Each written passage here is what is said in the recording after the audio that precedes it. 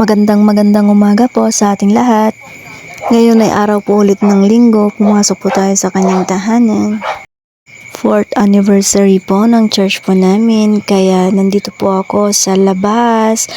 Ako po ay usherette ngayong araw na ito, kaya hinihintay ko po ang mga brothers and sisters, visitors para i-welcome po sila.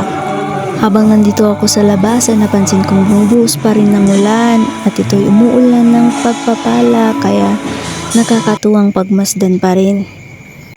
At bilang Kristiyano po, itong panimula ng ating pasasalamat sa ating Panginoon, ang i-welcome ang bawat isa po. This is the day that the Lord has made.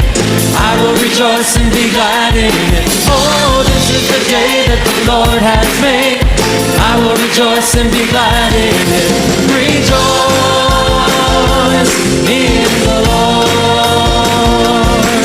Rejoice in the Lord. This is the day that the Lord has made.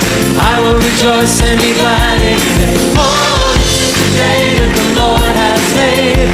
I will rejoice and be glad in it. Rejoice. At ito naman po yung oras ng pagbabahagi ng kabutihan ng Panginoon sa buhay po natin. Ito yung magta-testify tayo sa harapan sa lahat ng nagawa niyang kabutihan sa buhay natin po.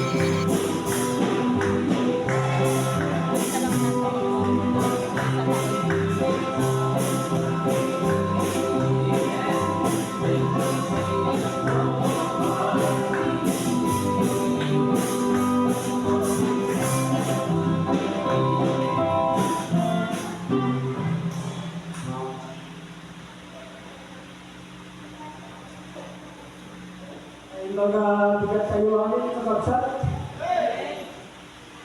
Hinabsak na naman si Perso.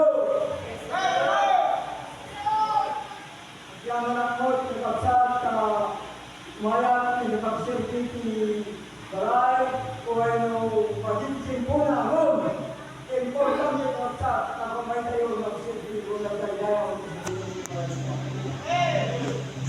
Yang anak mo, nabagsak, Diabo, pinagasan ng kain niyo, ibalik, ikan naman ng balik bangsa, makita yung ikan, kaya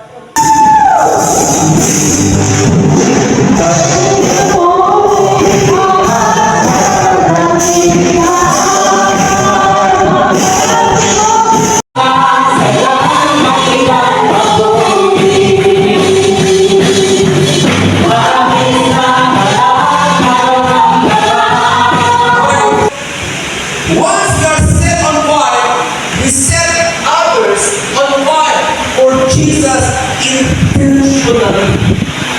Kasi intentional. Ano po kayo yung mag-abulit at